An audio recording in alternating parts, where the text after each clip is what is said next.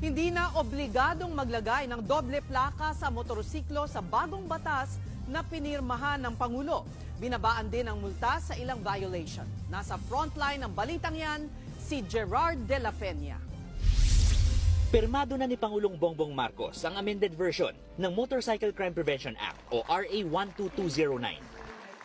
Layunin ng batas na tiyaking hindi nagagamit sa krimen ang mga motorsiklo sa pamamagitan ng paghigpit sa iba't ibang requirements. Pero sa bagong bersyon ng batas, binabaan na ang mga multa. Sa unang bersyon ng Motorcycle Crime Prevention Act, obligado ang mga may-ari ng motorsiklo na maglagay ng plaka sa unahang bahagi ng kanilang sasakyan. Ito ngayon yung tinanggal na sa bagong bersyon ng batas na ito.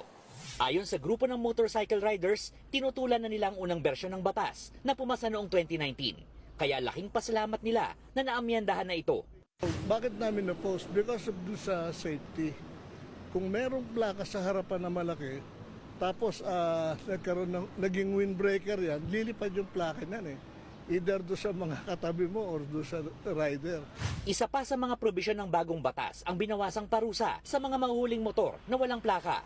Mula sa dating 50,000 hanggang 100,000 pesos na multa at pagkakakulong. Ginawa na lang itong 5,000 pesos. 5,000 pesos na lang din ang multa sa mga hindi magre-report ng nawalang plaka, habang 20,000 pesos naman sa mga mahuhulihan ng nakaw na plate number. May parusa ring pagkakakulong at multang 10,000 piso ang mahuhuling na memeke o nagtamper ng plaka.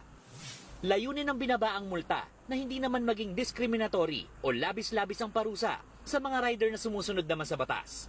Yun nga lang, obligado pa rin ang mga may-ari ng motorsiklo na ilipat agad sa pangalan nila ang unit 5 araw matapos itong mabili.